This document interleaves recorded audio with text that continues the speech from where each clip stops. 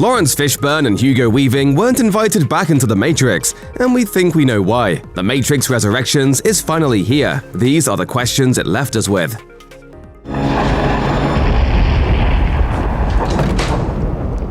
At last. Lawrence Fishburne's work in the original 3 Matrix films is some iconic stuff. The wise man leading figure of the human resistance, Fishburne's Morpheus is a finely tuned performance. He comes off perfectly as a charismatic figure to believe in, at the same time that he conveys his own unyielding faith in the prophecy of the One. Fishburne's Morpheus does show up in The Matrix Resurrections, but only in a very meta fashion, with clips from the first movie projected at times around Neo's new reality. We thought elements from your past might help ease you into the present. Nothing comforts anxiety like little nostalgia.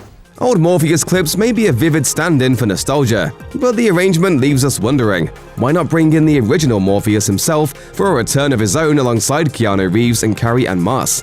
This isn't a knock on Yahya Abdul-Mateen II, who subs in for Fishburne as a new version of Morpheus. He rocks some amazing outfits and speaks all the familiar Matrix jargon with just as much flair as Fishburne did. But longtime Matrix fans still might be disappointed by the absence of the original Morpheus, so why did this happen? In 2020, while Resurrections was in production, Fishburne confirmed his lack of involvement with the movie to Entertainment Tonight, saying, "I have not been asked to join them, which is fine. I am hopeful that it will be wonderful and it will satisfy audiences and that people will love it." Abdul-Mateen, apparently taking over the role, implied in his own interviews that his Morpheus is a different being entirely. In October 2021, the actor told Entertainment Weekly, "This is definitely a different iteration of the character. I play a character who's definitely aware of the history of the Matrix and the history of Morpheus. This character is on a journey of self-discovery. There's a lot in our story that's about growth, defining your own path. Morpheus isn't exempt from that." Now that the movie is out, we know what he's talking about.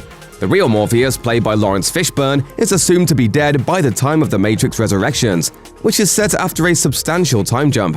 The new Morpheus of this Matrix is a program designed based on Neo's memories, a new digital character based on both the flesh and blood Morpheus and Agent Smith, who also happens to be mixed with some of the old code for Agent Smith. When asked why the movie went this route, Keanu Reeves told the UK outlet Unilad that it was a purely creative decision from director, co-writer, and Matrix originator Lana Wachowski.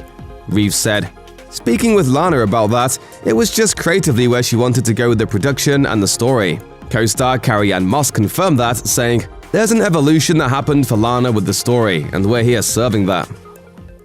It's happening exactly as before. Well, not exactly.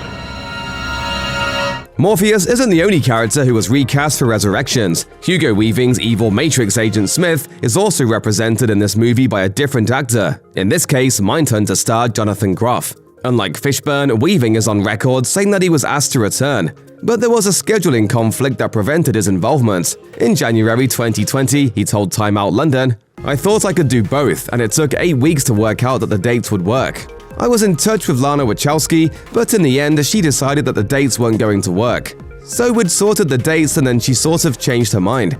They're pushing on ahead without me." Of course, Smith's not his usual self in this movie either.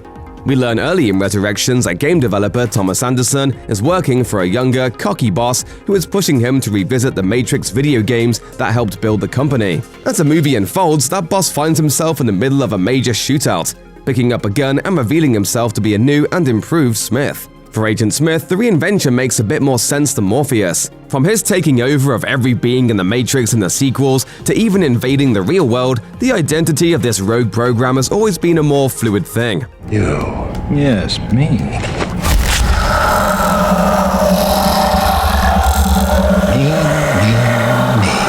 Resurrections drives that point home multiple times. Just like in the old movies, his fate is inextricably linked to that of Neo, and the two of them literally being codependent co-workers at the beginning of the movie is a great way of showing it. You can be forgiven if you don't recognize Jada Pinkett Smith, reprising her role as Niobe after a substantial time jump. At this point in the movie's real world, her days of leaping around doing gun fu are well behind her. Although it has been 20 years since the events of the original films, Bugs explains that that's just the time that's passed in the Matrix. In the real world of the movie, 60 years have passed, which accounts for the apparent death of Morpheus. This also explains why a character like Lexi is a grandchild of Roland, former captain of the Mjolnir. Now a general, Niobe has become harder, more bitter, and doesn't suffer fools. which in her mind seems to include Bugs, one of the film's new characters who seems to value passion over patience. After more than 60 years of fighting this seemingly endless battle, who can blame her?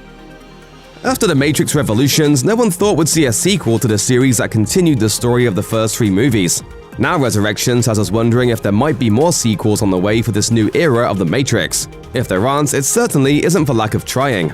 The ending of Matrix Resurrections is filled with all sorts of indications where the franchise could be headed, from the survival of the Analyst to Trinity's new superpowered status. When the end credits roll, we see the words "The Matrix Resurrects," which could be teasing the name or concept for the next film. A sequel could obviously explore Trinity's newfound powers, much in the same way that Reloaded expanded our understanding of Neo's abilities as the One. It could also follow Trinity and Neo as they take the wheel of the Matrix and work to build a kinder, gentler reality with rainbows in the skies.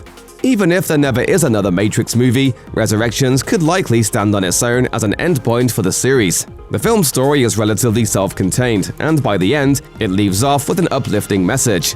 It might be as close to a happily ever after ending as any Matrix fan could expect. As always, the movie's performance will dictate whether this story continues, but if Resurrections is a hit, there are certainly places this story could go.